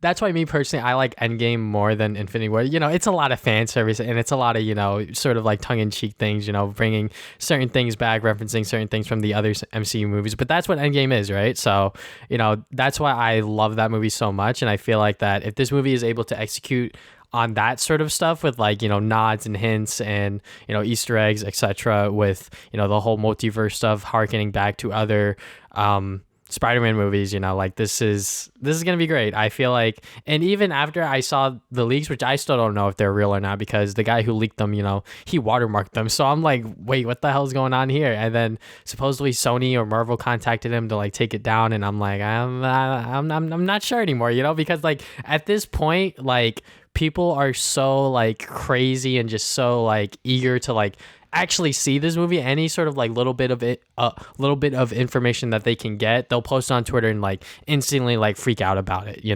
So yeah, when December 17th comes around, my ass, I will be in that theater and watching this movie and enjoying it for whatever kind of movie that they give us, honestly, because I just love Spider-Man so much, and I cannot wait to see what this movie is actually about, because like I said earlier, Hollywood's worst kept secret about Toby and Andrew being in this movie now, so yeah. Yeah, definitely looking forward to it. Like everything you just said, I feel the exact same way, and I just want the movie to come out. It's been so long, but that is it for the news. So let's get into our recent activities. You want to talk about Mario Party real quick? Yeah, we can talk about Mario Party first. So Mario Party Superstars came out last week, and we played a little bit of it online. So pretty much Nintendo has given up on creating original Mario Party experiences, and they literally just brought back some boards from the original N64 games, and then they threw in literally every single mini game from across the games, and we played it online. And I think that the online play itself is actually not that bad. I've seen Connor CDawg VA play it online, and he lives in Japan while the other VTubers live somewhere within America, I believe. So like seeing him, like lag and shit, like that was funny. But obviously like there's no like I guess like central server. It might be like peer to peer or something. But anyways, peer to peer. Yeah, but like the online play, it worked. It was fine. I didn't have any problems with it. Even when Kofi DC'd on us, he was able to come back in. Rejoin, which is insane. I'm like, there's a rejoin feature. Yeah, that was crazy. Yeah, and the game itself, I mean, it's Mario Party at the end of the day. The mini games are still fun, doing the various boards, seeing on how they work, and, just playing it online is just great and fantastic. And I'm very surprised by how well this game actually works because, Nintendo and online, they are not the best of friends, and Nintendo and Mario Party are also not the best of friends. So to see it actually all, whoops, I dropped the game. To see it actually all come together is very, very cool. So yeah, like I really do have to like congratulate Nintendo, I guess, for actually making the online pretty damn good. Like we were playing it and I just forgot it was online. I'm like, yeah, this shit works really well. And just the fact that there was a rejoin feature was like insane to me. Since the game saves every turn, so you have to just join at the next turn. So yeah, that was really good. It really does seem like the online is really good. Obviously, if you're like across the country, it might not work as well. But if you're at least in the same country and like a few states away, it definitely works really well. Like we didn't really have too much lag. Sometimes it's gonna lag, especially in the more intensive mini games where you have to like be more I guess reactive and stuff. It might suck, but for the most part, it works really well. And as for the game itself, it's really good. This is basically what we wanted from Mario Party for like since ever. The car shit obviously just didn't work, and they did it twice for some reason. Didn't work. Super Mario Party was a step in the right direction, but it was still lacking. Like the boards were way too small. There was a lack of boards. I didn't really like the character dice too much. The stars were way like too cheap. Like only 10 coins for a star was way too little. But yeah, this one brings back basically everything from the classic Mario Party games. Stars at 20 stars again, or 20 coins again. All the mini games, chance times. Bigger boards. You just pick your character and that's it. You roll a dice. So everything is just literally what I want. The only thing I can complain about is I wish it was like one or two more boards at least. I think that would have made the selection of boards a bit better. And I highly doubt there's going to be like updates to this game because they weren't really for Super Mario Party, only the online play update, which was probably for this game. So I'm not really having my hopes high for like any additional content. But for what's here, it's really good. Like if you're too scared, like if you didn't buy this game because you thought the online would suck, don't. I do think the online is actually pretty good and can sustain like a really good match, especially because Mario Party games are also long as shit. Like it's like an hour and a half to play like a whole board of 20 turns, which is what we do. And yeah, it held up good the whole time. So yeah, I definitely would recommend this. This is definitely the best Mario Party in years, and I had such a good time playing it. It's just good to have classic Mario Party back, Yeah, definitely. And I think that the lack of boards, or not lack of, but maybe a few more boards, maybe something that were like unlockable or potential DLC in the future, like free DLC updates. I think that would be pretty cool. I like these stickers. The stickers are just super, super duper troll, and you can actually buy more. I didn't know that, but you could actually buy more when you level up. Yeah, in the shop. So the stickers, everything about this game that makes online fun. It all works. It all comes together, and I'm glad that Nintendo actually finally figured it out. They're a goddamn multi-million billion-dollar company, and they finally figured out how to do a simple Mario Party game. So with online. So. I'm surprised it took them this long to get it right, but I'm finally happy. I'm happy they finally figured it out because it's been a really good time, and I'm just happy the online works as well because that was my biggest fear when buying this game. Like, man, I hope the online actually works, so it's like a waste of $60. But no, it actually does work really well, and I had a great time with it. It's really fun. All right, so All I'll right. let you keep going. Yeah, so I guess I'll go. So I finished Guardians of the Galaxy, and it was extremely good. A lot of people were saying it's like, this is what Square Enix should be doing with their Marvel license, and I agree. This was a really good 20-hour just solo like Uncharted adventure game with a good narrative, and that's all you need, man. Like some fun gameplay, good characters, good story, and that's it. That's all you need. Basically, everything I say applies to this. I think the combat's really fun, but I think the lack of progression of like systems does make it feel very stale towards the end. I basically maxed out everything by like the last 5 missions, so fighting things felt pretty pointless and like kind of just monotonous. So if there is a sequel to this game, I definitely would like to see them, I guess, lean more into the RPG side of things and maybe give you more skill trees or more things to level up or something. Because combat just kind of got like a little tiring towards the end, mostly because there's a lot of it towards the end. So that's really my only downside with the game. Everything else was really good. Like I really enjoyed the story. It went places I didn't think it would go because it's like really weird, but it worked out really well.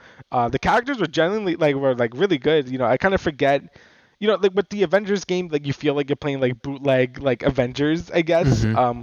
With this game, like all the characters really do feel like, oh, there's Rocket, Gamora, and Drax and stuff. Like the only person that does feel a little bootleggy is Star Lord, just because I am just used to Chris Pratt being Star Lord. But he Hmm. warms up towards the end. Like I feel like his early dialogue does feel a little like it takes a bit to get used to, but once you really get into the game, it does really feel pretty good. And there's a lot of good like heart to hearts with each character too. Like when you find certain collectibles in each of the areas, you could like take them to like their room and like just talk to them about it. And like yeah, some of the dialogue, I'm like, damn, that was actually like really good. I feel like the problem with the MCU is when there's like a serious moment, they have to break it up with a joke, and this game does it too.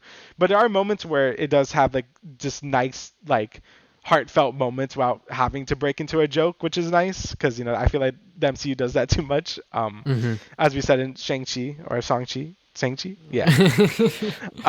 But yeah, I think it does that really well. The narrative is definitely the strongest point of the game, and if you like Uncharted or more scripted, just single player adventures, then you would definitely like this game. I definitely like those type of games.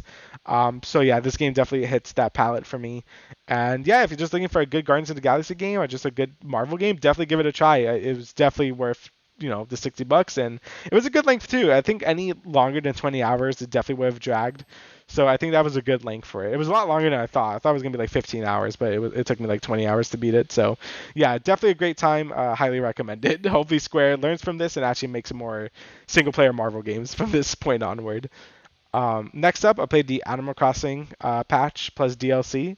So I guess the patch adds like a lot of things. Adds like Brewster, Cap'n could like take you to an island and stuff. Just a lot of things like just gyroids are back, and it definitely does feel like a more complete game now.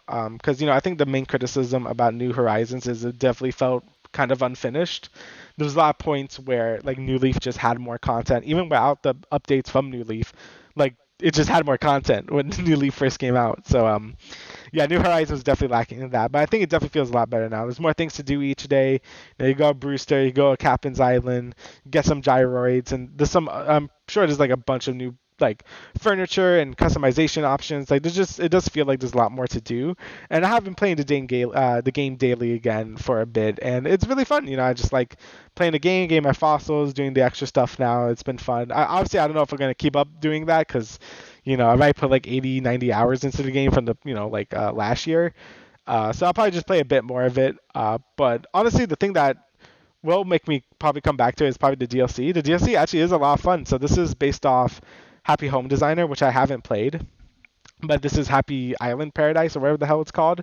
And it's basically you go into work basically, you talk to villagers and you can make them their own like little dream house. All they really require for you to put in the house are like maybe 3 or 2 items that they want, and that's about it. You can make the room look any way you want. You could like customize the exterior, the interior, do whatever. Obviously, you could just cheese it and just put the items they want and just leave, but that's not fun. It's fun to actually like make the room like how it would fit the theme. And honestly, having a lot of fun with it. I didn't expect myself to have as much fun with this because I didn't really know like how I would enjoy like a home interior decorating like game, but honestly it's been really fun. I made some pretty good rooms with the themes they gave me, to give you just enough ideas to really get started. Like I don't feel like too creative, like I don't have like creative roadblocks or anything. Like I just make the room and I think it looks nice, and then there you go. And it's nice not having to worry about bells or anything. Like, oh, I don't have enough bells for like this wallpaper, or I just don't have any items in general, which is what always stops me from decorating my rooms in like the normal game, because I just don't have enough materials to make the room I want. This game just gives you anything you want, so you can like make the room how you want it to look like. So yeah, I really do appreciate that. And the DLC just adds a bunch of new things you could do. You can have like room dividers and accent walls and hang things from ceilings. Like there's a lot of cool things you could do, and I just been having a good time. The progression is really fun. You know, you just talk to a villager, you do that, you get some special currency, you could buy things in that like island, I guess. And as the story continues, you get more unlockables, like more things you could do in your own house and stuff. And yeah, it's just a fun time. Definitely gonna be playing more of that, and probably, I guess, quote unquote finish it, because I think there is like an end to it, but you could keep grinding away to get some of the items in there. So yeah, definitely good DLC and a good patch. It really does make the game feel a lot better. Unfortunately, it's like the last patch and DLC they're gonna do for the game, which sucks. But whatever, beggars can't be choosers, I guess. But yeah, if you liked Animal Crossing, I definitely think it's worth coming back to just for like a week or something, just to check out the new content and maybe the DLC if you're into that sort of thing.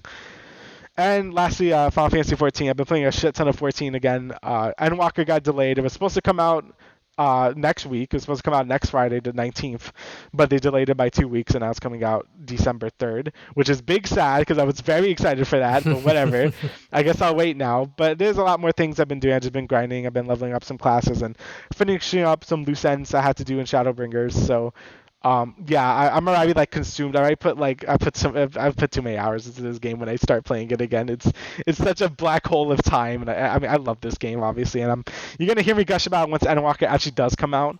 But yeah, I definitely will be playing this for like a lot. But the good thing about it being delayed, I could actually play Pokemon Brilliant Diamond, and I could play SMT5, which came out today as well. So I can at least put some time into those games for Endwalker comes out. But yeah, I'm still upset. So yeah, but that's all I've been doing. So how about you? All right. I went to watch the My Hero World's Heroes Mission movie. I don't know why it's called this, but anyways, this is the newest My Hero Academia movie, and I went to go watch it because I saw the last one in theaters, and that one had fantastic animation, an ending that I wasn't too happy about, but you know, it's a non-canon My Hero movie, so it is what it is. But the animation was by far like super duper beautiful, which could, you know, be reflected in the anime for that season, which wasn't all that great because I know that they were putting a lot of effort and work into that movie. But for this movie, I don't know, maybe I'm just a My Hero hater because like a lot of people were like, yeah, like this is like the best one yet. I mean, I will say this, the side character that gets introduced in the movie is like pretty good. I'll pull his name up in just a second, but the overall movie itself, like the animation, it was fine. Like there were definitely some moments where I was like, ooh, this looks a little crusty, or like, you know, it doesn't look as great as it probably can be. But the ending, again, I mean, I'm just like, yeah, you know, like just do your fucking My Hero shit and whatever, you know, some plot armor is gonna happen for Deku or whatever. But the main thing that they were like advertising for this movie was like the Three Musketeers thing, which is like Deku, Bakugo, and Todoroki, and like them three, they do get some time to shine. They do. You know, each individual character does have like multiple fight scenes throughout the movie with certain characters, so it was definitely fun to watch. Again, you know, I will never say no to a shonen movie to watch in theaters just because it's the movie theater experience that I'm going for. Whether that movie is going to be good or bad is, you know, yet to be seen when I get in there, but, you know, I will definitely watch it and give it a chance. But the story that it was going for, I thought it was fine. I thought that it was like very interesting that they were going with this like sort of like angle where like Deku was like wanted and like he was like on the run and shit, and I was like, oh, okay, like this can be like pretty cool. And like the villain's intentions and like their motives were kind of there, I will say. I'm not gonna say that they were 100% there, but you know, I can understand where that angle was coming from. The side character Rhodey was very, very good. Like they fleshed him out so well. And I honestly was like really, really like behind that character, and I wish, you know, they get brought into the manga or the anime in some way, shape, or form, because I think that Rhodey as a character has the potential to be like pretty cool.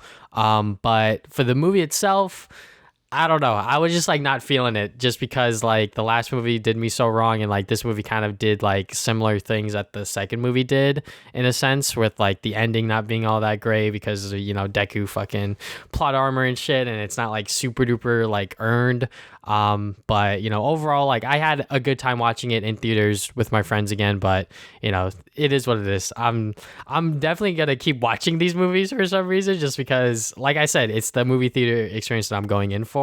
It's not necessarily the movie itself, but yeah, these My Hero movies, they gotta pick it up a little. I'm gonna be honest, like the second movie had fantastic animation. This one, like I said, some of these scenes were looking a little crusty, and I was like, ooh, like that frame doesn't look so hot, or like the way that like Deku's moving here is not all that great. So I can tell that like they were doing some like very interesting like angles and like sort of like moving, I guess like quote unquote the camera like around or whatever, like sort of like turning it and shit with like these action sequences. But I'm just like, if you just keep it fucking still and like just like have the drawings look decent, it'll be a lot better. But I'm sure that there were like behind the scenes things that they couldn't like fully develop this movie to the way that they wanted it to be. So I'm not gonna complain about it too much, but I'm just like, yeah, like it could have been a little better. But this is, I'm not gonna say the worst one. It actually, it is the worst My Hero movie in my opinion. But people are saying that, yeah, like it's like super fun and like this like my favorite one. I'm not gonna knock those people down for it. Like they watched the same movie I did, and that's how they feel about it. More power to them. But I'm just like, for this movie, it's whatever. Moving on from there, Komi Can't Communicate the Anime. I just finished watching the newest episode on Netflix, episode 4.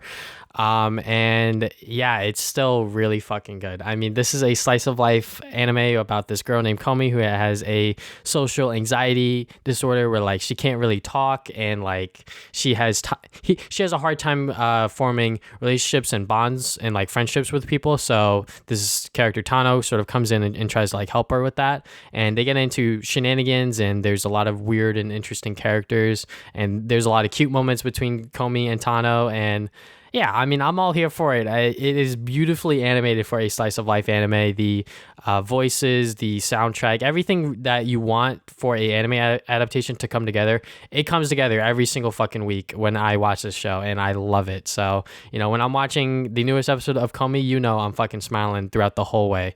But yeah, that is definitely the one anime that I'm watching every single week, along with Demon Slayer, but I don't really want to talk about Demon Slayer season 2 because it's pretty much just treading over the movie right now, and I haven't seen any like new scenes of it yet. So but I'm still enjoying Demon Slayer. You know what I'm saying? But moving on manga, I'm not going to talk about these too in depth. So the newest volume of My Hero came out, volume 29. It's good. I definitely like reading My Hero just because I'm able to read it at my own pace, and I'm able to sort of get to see what happens a lot faster compared to like the anime where things sort of drag a little, but it's not like Dragon Ball Z level. You know what I'm saying? So I get to see how the story progresses, and I think the way volume 29 ended, I can't wait to read volume 30 is what I'll say. Call Me Volume 15.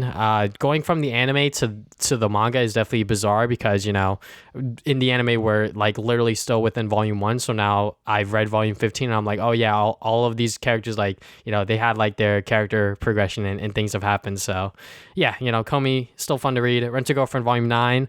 The Volume 9 ended like kind of crazy, so like I kind of want to read ahead online, but I'll wait for volume 10 to come out in print and I'll read it then. Chainsaw Man, I finished reading volume 3. Chainsaw Man is gonna be very good, guys. When that anime adaptation comes out, it's gonna fucking pop. That's all I'm saying. Just because it's made by Mappa as well, like that shit's gonna be crazy. But yeah, Chainsaw Man, it's good. It's another shonen anime that I think a lot of people will enjoy. Eden Zero, every single time I talk about this manga, it's the same shit. It's fun. I really do enjoy it. Like, it's a fun, sort of like shonen action anime about, because he's my friend and that's why I get all my strength and shit like that, because that's fucking Shiki. Like, it's because of his friends that like he, is able to be motivated and do all of this crazy anime shit. But then, there's like the fan service moments and, all this other stuff. But still, every single time I read a volume of Eden Zero, I enjoy it. That's all I'll say. Zom 100, Bucket List of the Dead. This is the one about the zombie apocalypse and like this guy's trying to do like his like bucket list and things like that.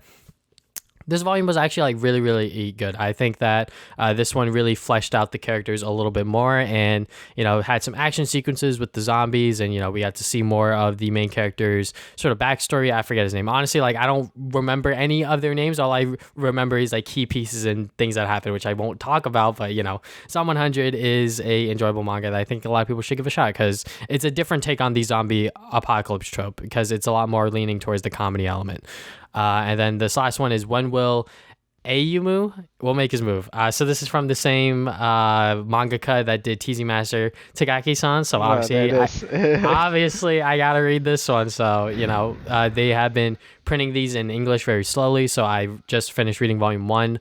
And yeah, it's pretty much the same shit, it's pretty much about this guy who like wants to confess to her, but like he wants to beat her at like, I forget what game that they're playing. It's similar to chess, but they're in that club for it, like this sort of game club, and it's just them two. So, he wants to confess to her, but like he wants to beat her first, but like he's also making like these like comments to her, like, you're cute and like this, like that, things like that, and like she's like getting flustered or whatever, and like she's trying to like make him make a move on her, what I'm saying? So yeah, it's fun, it's cute, just like with Takagi-san. So yeah, but yeah, that's pretty much everything I've been doing other than Arcane Act 1. So we're gonna talk about this. Full spoilers. This is the League of Legends Netflix series that they are releasing in acts. So Act 1 finished. That is the first 3 episodes, and we're going to talk about it full in detail. So Damian, what did you think about this show as a person that has not played League in like over 5 years? Okay, so I really, really fucking liked it like a lot. It helps that a lot of the characters in this are characters I know. There's not like a lot of newer champions in this. And I kind of do know, like, sort of the lore of League. Like, I know the places, I know the characters, and I know some of their basic, like, motivations and stuff, which is enough for this show. Like, you don't have to be, like, a lore nerd. Yeah, you don't have to know anything about League in general. Like, my brother actually watched it, and he loved it just as much as I did, and he doesn't know anything about League. So, I think that's sort of like a good medium. Like for you that actually plays League, I don't know what you think about, but for me that played League like a long time ago, and I still really enjoyed it. And my brother who's never played League, and he really liked it. I think it does show that I think you don't really have to know much about League. It just helps a bit when you get some references or some name drops. It's like, oh shit, it's that character. What I mean? So yeah, so that definitely does help the hype factor. But yeah, in general, I really enjoyed it. I thought it was a really strong first act for whatever it's gonna follow it up with. So, well, what was your first impressions of it? I mean, when I was on Twitter and people were like, yo, Arcane's fucking amazing, I'm like, shit, me, Damian, whenever I hear something is good, I'm like, fuck, I gotta check it out, you know what I'm saying? Yeah. So I was like, damn, this League of Legends Netflix show is good? No way, man. Their client's been shit for like ever. How? So, I watched it. I watched the first 2 episodes after like a long day of just like studying, and then I wanted to watch the 3rd episode, but it was like getting like way too late, and I had fucking class the next day. I had to wake up at like 7 a.m. or whatever. So I was like, fuck it, I'll watch it in between my break for classes. So yeah, Arcane is really fucking good. I mean, I know a lot of like, I know where the story's going in a sense. So seeing like, Vi and Jinx and like these other characters, Caitlyn, Jace, and then, mix them in with like these other characters for like this world and like building up the world of League of Legends and the lore of it. Seeing Echo was very funny because I was like, oh shit, Echo's in the show, Yeah, so, I didn't expect Echo. I saw Echo. I'm like, oh shit, it's like baby Echo. So yeah, I mean, it's just so fun just like watching the show and being like, oh, like I know this character, I know where they're going, Piltover, this and that, and I guess there's like factions of it, fucking Heimerdinger. I was like, fuck, that's Heimerdinger, you know what I'm saying? Yeah, dude, Heimer, bro. So yeah, I mean, like this was just so much fun as just like a League of Legends person, but like as a show, like they're able to develop these characters and develop the story of League of Legends in like a really good way. And I was like very surprised and very taken, like I was very much invested in Act 1 because like these characters and who they are, and I know where the story and the lore kind of goes in, but seeing the journey going there is like obviously very important. And for this first act, like it's pretty good. So Yeah, I mean, yeah, I also know like like where it's probably gonna go as well, especially with like Jason Victor, cause like when they said like Victor's name, I was like, is that Victor? And then he said he was Victor. I'm like, ah, let's go. But yeah, it is really interesting to see because I thought the show was basically just gonna be about Jinx and Vi, but it's interesting to see them have basically like an A plot and a B plot with like Jinx and Vi, and then Victor and Jace doing their hex tech stuff. Like I think that's pretty interesting to see both sides of like a Piltover. Even though I don't think the bottom city's Piltover is like something else. It's called something else, but I forgot what it was called. But it's interesting to see like those two sort of like plot points interwoven together because I think it's just pretty interesting to see. But yeah, I guess in terms of the plot itself, like I think it does a good job just introducing everyone to the world and like again, if you have no experience with League, I think that's fine. Like it's pretty obvious to see like the class divide, like it's like rich versus poor, and then the rich like abuses the poor and stuff like that, and they want to fight back. And with Jace, like his plot points are like, oh, he wants to do this magic, but everyone's scared of it, or like this technology, everyone's scared of it. So like, yeah, you don't really have to know much about League to really get a good foundation of the story, which is good. Like I think Riot did a good job writing the story where you don't really have to know a lot about League to like fully enjoy it as a story. And at the end of the day, like the Vi and Jinx stuff is just like it's like a sister stuff, like I think anyone can relate to that. And about Jinx feeling like a screw up and like she wants to like prove that she's more than she is, but in the end of the day kind of screws up more. So I think like a lot of people could just relate to that as well. So yeah, I think Riot in general just did a good job just introducing this world to like an audience that might have no idea what the hell League of Legends is. So yeah. Yeah, I mean, I was also very surprised that a lot of people were able to actually enjoy the show without the knowledge of League of Legends. And with the amount of marketing that Riot did for this show, I mean, I'm sure that they fucking knew that this show was gonna pop, so they fucking advertised this shit globally everywhere. Like the amount of spending that they spent on advertising for the show alone is probably like in the millions. I would not be surprised. But yeah, I mean, just seeing Jinx and Vi, their story and their sort of backstory. I think that is like the most interesting League of Legends lore that they probably could have picked from for a TV show, in my opinion. Yeah. And yeah, no, I agree with that. Yeah. Just seeing that sort of bond and sort of that sisterly love, but by the end of it, unfortunately, sort of be broken apart because Jinx, she tried to help, and you can understand that from, I guess, the little brother or like the little sister perspective because, she's just trying to, be better than like what the other kids were saying about her, which, you just want to prove them wrong. You want to prove that you're not, such a fuck up, but she was, unfortunately, which, she did say Vi, but she ended up killing like all of the other people and basically everyone else. Yeah. Yeah. So when I saw that scene and like the slow mo, I was like, oh fuck. I mean, like I knew that they were gonna not make it because they're not champions, obviously. Yeah, they're not champions. Yeah. So I'm like, well, these other two kids, they're probably gonna bite the dust soon.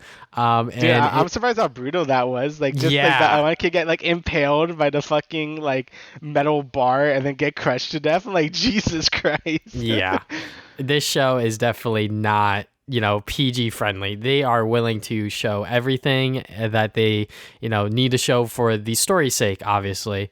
So seeing Violet and Powder be fleshed out within this show and sort of see how they fell apart and how they were sisters for a long time in their struggle and things like that. So yeah, Act 1, just seeing that relationship, and then with Jason, Victor, I think that story is a pretty good like B-side story. You know what I'm saying? Like it's not like as captivating as Jinx and Vi, obviously, but I think that seeing how Jace wants to do all of this magic stuff, and Victor's there to help, and if you know Victor in League of Legends, he doesn't look like that in the fucking show. So yeah, I mean, I think everything about this show, the animation, like, holy shit, dude, man. There was one part where Jinx is like crying, and that shit was so good. That was animated so well when Vi was like, "Hey Jinx, don't help me out. Like you'll be in trouble if you do or whatever." And then like she was just like crying and there was snot everywhere. She was screaming. Like that shit was so animated so well. They made me feel uncomfortable. Like it was really well done. And just the animation in general, like just like the fight scenes and stuff, like just how it looks, like they did a great job with the animation style in this show. Yeah, definitely. And like the voice acting as well. I think that the voice acting was like pretty good as well. I did not, for a second think to myself, oh, like this isn't Jinx, this isn't Vi. I'm not sure if those are like the actual voice actors for the champions, but them maybe reprising their roles or finding someone that's similar to do these characters is great. And Vander, oh my god, man, Vander, like as a character, holy fuck, I love Vander, and I'm glad that they introduced him for this show and sort of be that, I guess, parent figure for Violet and Powder. Yeah, so like, is he gonna like is he gonna be Warwick? Because I see people saying that. Like, I don't I have know no how idea. true that is. Okay, because people say like they called him like the Hound of the Underworld, and apparently that's what Warwick was. I can't really remember, so I'm like, Hmm. okay. I mean, there was a lot of like teases for like other champions. Like, I don't know if that like rat. Yeah, I guess that was Twitch. Singe, yeah, and like Singe was making Twitch over there. Like, I don't know what was Hmm. going on, but yeah, that was pretty interesting as well. These are things you wouldn't really get as a non like League of Legends player because you wouldn't really get who these champions are. Hmm. But again, you don't really have to. And yeah, Vander was just a great character by himself. Like he was a really good character as a good father figure, and like how he didn't want to endanger everyone else by going to like a revolution. Hmm. And that's cool because it's a good sort of like the villain too, Silco, whatever his name was. Hmm. He also wanted what's best for their city as well. He just wanted to do it with violence instead. Like he wants to like, oh, if we just make an army of these like mutant freaks, we just take it over or like make them respect us and stuff. But Vander's like, hey, like we already like kind of did that, and everyone like a lot of people died. So like, what's the point of that? Always like those like resistant stories where like there's like two factions where one is more violent than the other. Hmm. And but something has to change. Like if Vander's way of doing things, like nothing would change. It would just keep getting beaten down. But he's obviously doing it to protect like the people. But yeah, I don't know. It's just a very interesting story, and I'm glad to see like how it's gonna shape up. So Yeah, and I think the release schedule, them releasing them in acts with like 3 episode chunks is good. I mean, it just yeah, shows that Riot actually planned this out and they knew how they wanted the story to go. So they're releasing them in acts, aka arcs, so you get 3 episodes to see the full, I guess, like backstory of Jinx and Vi. And then I'm sure Act 2 is going to get more into maybe a sort of like time jump because I believe next act we're going to get introduced to Powder's new persona, Jinx. So yeah, and I'm sure that it's going to end with Act 3, and I wonder on how everything's going to come together because, them releasing it like this probably didn't sound that great to Netflix, as the binging service themselves, they're like, why not just release all of the episodes at once? But they obviously showed that they had a plan for it. They wanted to do it in acts, and I think that this release schedule is good because it keeps people in the loop. It keeps people wanting to talk about the episodes, and on top of that, it gives people a whole week to watch the first 3 episodes or wait for Act 2 and then just binge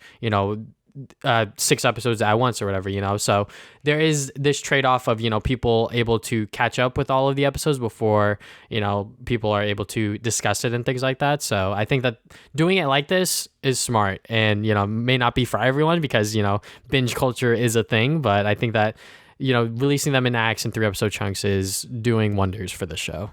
Yeah, I was gonna bring that up. I love this structure. I really like to binge stuff. Like I'm a binge boy. Hmm. Weekly stuff feels weird to me now, but releasing it like sort of like in binge chunks, I guess, is probably like Hmm. the best I've heard of because you get that engagement every week from people to like talk about it and let it stay in the news for like a month or whatever. But you also get that satisfaction of binging through like 3 episodes and it ends like in like a proper note, right? Like, oh, Hmm. that was like a good ending. I can't wait for next week. Like, you're not left like obviously you're left at the edge of your seat. Like, you want to know what's gonna happen next. But the way this prologue ended is like, okay, I could wait a week to see what happens like next. I guess you know what I mean. Like, I feel satisfied enough with this Act 1, and I can't wait for Act 2 and stuff. So, yeah, I think this is a great release schedule, and I hope more shows do this. This is actually a really cool way to sort of do like a sort of binging thing, and I really do appreciate what Riot's doing here by doing like this sort of act structure of a show like this. Like it's something I haven't really seen before, at Hmm. least streaming wise, like to just release them like this. And I hope more shows adopt this because I do think it's actually a good idea to increase engagement and keep the bingers happy like myself. So I think it's really cool. Bro, I can't believe I didn't know Haley Steinfeld was fucking Vi, bro. God damn Oh, it. oh But really? yeah, so I guess they did get, actual like voice actors to play some of these roles, so or actors, I should say. So yeah, that is pretty cool. But yeah, just like everything about Arcane right now is super duper good. I just hope that this show is able to stick the landing, and I'm pretty sure it is, just because Riot has had the show in development for so long, and they invested so much money into advertising it. And I just feel like that there's no way that this show can blunder, right? As I'm saying this now, and weeks later we're gonna talk about it again. So yeah, it's just crazy to see where like this show. Like, I remember when watching the Jinx trailer, like fucking like 8 years ago, or whatever. I'm like, damn, it's crazy what like that character became. And then so, like, geez, that feels sad.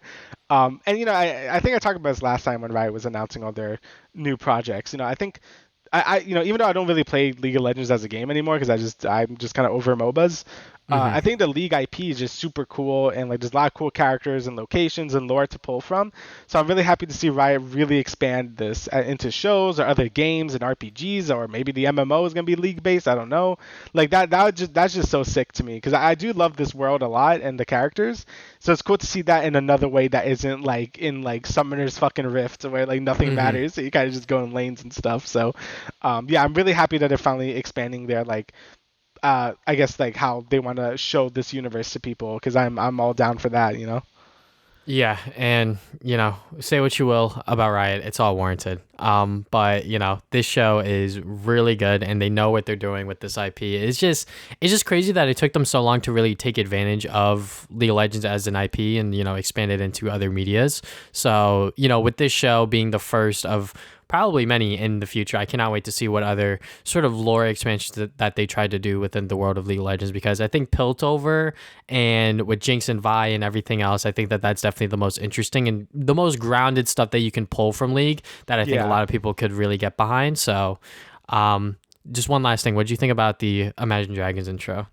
I think it's alright. I mean, I don't mind Imagine Dragons that much. I know people meme on them a lot and stuff. Like, I don't mind them as much. Again, my musical taste is pretty bad too, so I guess I don't really know what to say. I mean, it's fine. I mean, I didn't mind. What was the one they did? Champions, or what was it called? The one in Worlds. Yeah, it was the first World song that they did. Yeah, the first World song. I like that song. This one's okay too. Like, I listened to the full one. I think it's better when it's like like smaller because it kind of is pretty repetitive, but it's fine. Yeah, nah. Every single time I saw that skip intro button after the first episode, I was like, "Yep, skipping this. I do not. I do not want to hear it." And yeah, I mean that's just me. Obviously, I'm one of those Imagine Dragons haters. Okay, kill me. But yeah, it is what it is. I'm not gonna knock the show off because of that. I'm sure they did it because they know Imagine Dragons knows how to make a catchy song, and because it is gonna be the intro, it works. I mean, honestly, it does work. So. Is there anything else you would like to add, good stuff? No, I think that's everything. All right. So thank you guys for listening to the Travis and Aiden podcast once again. We will see you guys 2 weeks from now with another episode. Later.